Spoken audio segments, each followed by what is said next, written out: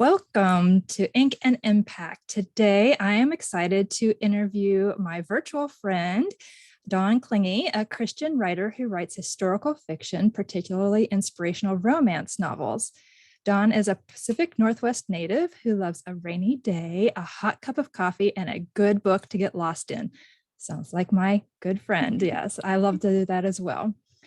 This wife and mom to two young adults is often inspired by true personal and historical accounts. Dawn is a member of the American Christian Fiction Writers Association. Sorrento Girl is her debut novel, the first in the Historic Hotels collection, which includes Sorrento Girl, Biltmore Girl, and Palmer Girl. And we'll be speaking more about those with Dawn in today's episode. But first, I want to welcome you. Welcome, Dawn. Thank you. It's good to be here. Yes. So one question that I ask all of my guests is, what is one book in addition to the Bible that has impacted you in some way, whether it was in your childhood or more recently as an adult? I love that question. There's so many books that have impacted me, but I think about the first Christian fiction books that I really fell in love with and that showed me what Christian fiction could be. And that I actually have a copy. Oh, great. The Mitford series by Jan Karon. I discovered those when I was pregnant with my daughter, my first child, and I loved the sense of community that, like, I felt like I knew the town that she wrote, and I loved the characters, and I loved everything about the way she wrote and the sense of I got. And the way that the faith message was just very organic. It was just a part of their lives. It wasn't preachy, and so I decided then that's how I want to tell stories. And so I think it had a pretty big impact. I wanted to make people feel the way I felt when I read those books. Yes, isn't that the truth?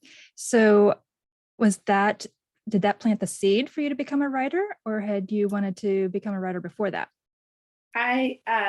Since I was little, I wanted to be a writer. I had my first story published in a magazine when I was probably about 10. It was a little story about my teddy bear, and that was what hooked me. And then when I got older, I kind of thought that, I didn't think there was a possibility. I thought that was just something that other people did, and it took me a long time to come around to the fact that no, I can be a writer. And so yeah. And you are with Yeah. multiple books. Yes. So what was the biggest challenge you had to overcome when you were writing your first book? I think it was the confidence, thinking of myself as a writer, that I can do this, and that that writers are not just being a writer is not unattainable. It's just one step at a time, and just trust God through the process, and He'll show me what to do. So I am familiar with your historic hotel series, and I've read the last in the series. It's a great standalone, but I also look forward to reading the first two. But I was curious, did you intend for the very first one, the Sorrento Girl, to be a standalone, or did you always have a plan for a series? I did intend for it to be a standalone, and then I fell in love with one of the characters, one of the minor characters, and I wanted to write her story too. So the books, they are standalone, but there is a family thread that runs through them. And Great. so, yeah. So what was the driving force to write Sorrento Girl?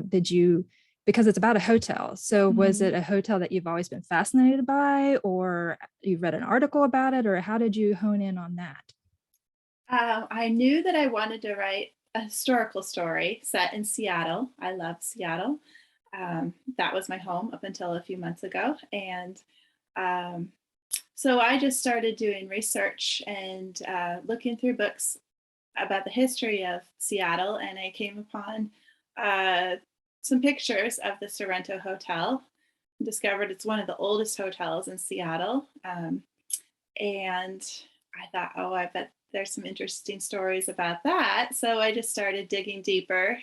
And when I found a story about during the Depression in the 30s, a university nearby, at the time it was called Seattle College, it's now Seattle University. They were growing and they needed a place to house their women students. And during the Depression, there wasn't a lot of tourism, and so the hotel was struggling. And so they were able to house their women in the Sorrento Hotel. And I remember thinking, how cool would that be? And so that was kind of the basis of why she lived in the hotel. And I just wanted to tell the story of these girls, and particularly the character of Anne. And Yes. So those so, stories, they sometimes find us, don't they? We yes, read something and it just clicks and we know that's the story we're meant to tell. yeah. Um, so I was curious too. So I know you said that you intended it to be standalone, Mhm. and then you fell in love with a minor character and created this series. And you were kind of organically finding about the hotel. Mhm. Do you ever think that you niched yourself too much? I know as authors, we're always told you niche down on your Mhm. genre. And so you've really done a great job of that, right? You're not just, historical fiction. You're not just a romance author. You're a Christian, historical, inspirational romance hotel collection author, right? And I think Yeah. that's fabulous because it makes sense when you're reading these books, it makes sense. But did you ever worry about that being too microscopic? Well, I'm about to find out because my next story does not take place at a hotel and it's not historical. So, um, yeah, I'm curious how that will be received. But yeah, I do have a lot. A funny thing that people like to say to me is if they've gone and traveled to a historic hotel that they love, I often get told, "Oh, you should write about this hotel, or you should write about that hotel." So um, that's kind of it makes me happy that people think of me when they think of old Yes. historic hotels. But And you never yeah, know, there may be more collections down the yeah, road. yeah. um, so you were able to do the research about Seattle and you knew a little bit about Seattle. So the Mhm. other two hotels were set, one's in the Midwest in Chicago, one's on the East Coast in New York City. Did that affect your research at all? Did that make it any more difficult? I mean, I definitely know Seattle better than Chicago or New York, but I had spent time in each of those cities. Um, I had to do more research. Like I used Google Street View a lot to really get a feel for. I would actually walk the neighborhoods that I was That's a writing great about. idea. And I intended to actually spend time in those cities while I was writing, but it ended up that I was writing during the pandemic, so that There's didn't that. happen. But yeah, Seattle was definitely easier to write about just because it's close to me. But Sure. So I'm curious, how long does it typically take for you to write a book? so the three hotel books, those were about 9 months each from start to finish, with the research all the way through the editing. And Great. so, but right now I'm taking a bit longer for my current one. I've given myself permission to rest a little more this year. And Yes. so, Yes. And if you actually happen to listen to the previous episode on Ink and Impact, we had guest author Melanie Red, who spoke about rest, especially for writers. So yes, that's definitely something we all need to take advantage of periodically, for sure. Um, so when you were writing these and they took about 9 months, did you set yourself a goal? Like, were you self-publishing and you could set whatever deadline you wanted, or were you working with a publishing company and they set the goal? I did have some deadlines set in, even though I was self-publishing, because I hired an editor and I had to work within her time frame too. So I knew that I had to have it done when she was ready for it. And so yeah, I think that was good to have that deadline. And um, Yes. One thing I've found whenever I've been writing books is if you don't have a deadline, it does not get written. You just keep finding excuses to procrastinate. So those deadlines are so important, whether you're self-publishing or traditionally publishing. And I'm so happy to hear you say that you got an editor, because it's so tempting as self-published authors to kind of save on money, right? Sometimes that's why we choose to do self-publishing, but editing, finding a quality editor is so important, because ultimately we are writing for the Lord, and we want to write in excellence, and we want to make sure that what we're putting out for our readers is quality writing, right? That can point toward Him. And editors are trained to find things that we can overlook when we're writing. When we're so ingrained in our story, we tend to skim over when we're rereading it for the 30th time, right? And we can fix some or miss some things that they'll be able to fix, and they'll see holes in the story that we might not have. So editing is super, super important. And I encourage any author to always utilize an editor. So great. They are worth their weight in gold. They really are. So during this time, 9 months, that's a significant time. It's almost a year. And during that time, I'm sure there are challenges and different things that go on. Was there a verse of scripture that maintained you throughout your writing process? Yeah, since my first book that I wrote, which was nonfiction, I've had this verse that has really guided me. Proverbs 3, 5, and 6. Trust in the Lord with all your heart, and do not lean on your own understanding. In all your ways, acknowledge Him. And that's my life verse. I think it just that guides me through everything. Such a good one. Yes. So when you're writing these books, and ultimately we want to share these with our readers, and we want to, offer them something, in what way did you hope to impact your readers with your books? I wanted to show that, like I was talking about the Jan Karon books, the Mitford series, I got a great source of comfort out of those. She writes about some things that are, the world can be dark and scary sometimes, but there's always light, and you can always find light, and God is always there. And I wanted to convey that same source of comfort. And I write about some hard things. My books take place during times of turmoil in history, and some dark things. Writing about the Great Depression sounds like it could be depressing. But I found actually that it was very encouraging to me. As I did my research, I saw that there was a lot of joy to be found, and it wasn't all dark and depressing. There was a lot of light and joy and good things that came out of that time period as well. Yes. So. And the same can be said for today as well, right? Yes. Lots of challenges right now, and I'm sure it'll go down in history as being a very dark time.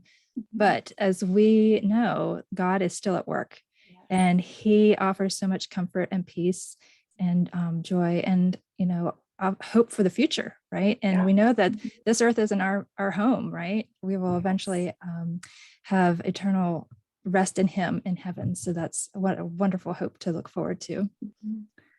So I know I had shared a few prep questions, to give you an idea of what the interview is going to rotate around. But I just thought of something.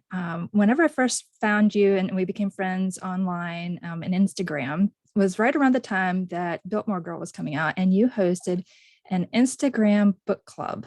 And I was wondering if you could just kind of touch on that for our fellow listeners, our authors out there that might not have thought of that or heard of that. Can you explain kind of what that is? Yeah, that was really fun. So it was just each month I would choose I think it was a month, I would choose a book, historical romance, so that they would know what genre to expect. And I just invited people to join, and it was you can form little Instagram group, like a group message thing, and we just communicated that way. And I had some questions at the end of the month, so that to prompt discussion of the book, and occasionally throughout the month, I would also kind of remind people, maybe give some fun little backstory that related to the book, but didn't give any spoilers away, just to keep people on track and try to provide some other stuff to make the book fun and Yeah. add some interest. So you, how long did you run the book club? That was probably, I think about 6 months. So you selected like 5 books from other authors leading up to your launch for Biltmore Girl. And then the month of your launch was always, I remember you had some, before the actual launch hit, you were giving little hints about the history and the location and little things like that, like you said, without giving it away. And it was so much fun and it garnered a lot of engagement with the people in that club. I was really surprised at how many people got really excited about it, because I'm a fan of historical fiction, and it was great to see how many other people out there on Instagram wanted to talk about it as well. Yeah, that was fun. It's fun finding other people who love what you love. And Yes. So Instagram isn't all just about reels and throwing a post up there. You can really engage with your readers. So I encourage you to try that. That was a lot of fun. So as we've been talking through your writing process, you started out, well, what was the first book that you wrote? You said you wrote a nonfiction book. What was that one? That was called Look to Jesus, How to Let Go of Worry and Trust God. Like that. Anxiety has always been a part of my life, but it's been a learning experience, how to trust God more deeply. And so that's what that was about. So then that you wrote that book and then the 3 hotel books. How have you seen God at work in your entire writing journey, from nonfiction to fiction and all of it? I think that theme of trusting God is going to be a theme throughout my life and my writing journey. Just every step of the way, He's provided what I've needed, and I'm just learning to trust Him more and more. He has never let me down. So. Yes, love that. So I know you've shared quite a lot with us today, and I'm going to obviously share all links to your books and everything that we've talked about. But I didn't know if you had one final piece of advice or encouragement you can share with our listeners. I just want to say how important it is as a writer. Writing is a very solitary activity, but bring people find your tribe, find other writers. That's so important. My critique group, that is extremely important. Having other eyes on your writing,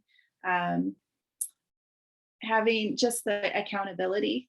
I haven't had a deadline with this last book, and I haven't had a lot of I've been tired, basically. There's been a lot of other family stuff going on in my personal life, but having that critique group and that accountability has really kept me consistent, because I know that every 3 weeks I've got to have something to turn in. I don't want to say I have nothing.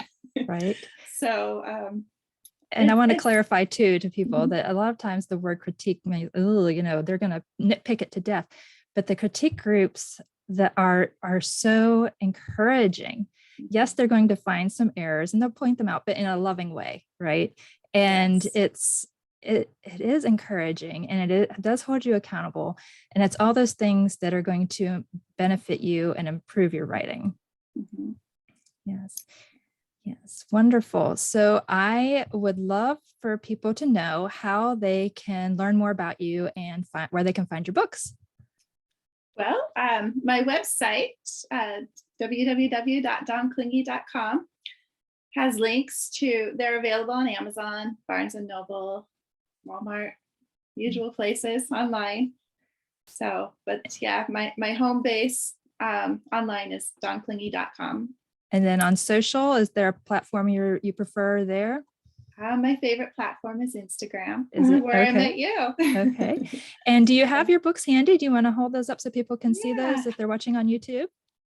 So my first one is Sorrento Girl. And then I wrote Palmer Girl, which actually goes backwards. So this one takes place in the 1890s, and Sorrento Girl is in the 30s. And then my final one was Biltmore Girl. This is the 1960s. Yes. And there's a family thread that connects them, and there's a Seattle thread that connects them. That's great. Yeah, don't give too much away, but those are great. And those covers are gorgeous. Those really are. So congratulations on that. I love my cover designer. She did a good job. Yeah, they're worth the money too, just like editors, aren't they? Yes. Yes. Wonderful. Well, thank you so much for joining me, Dawn. I have had so much fun. I've had fun too. So thank you. It was good chatting. Thanks.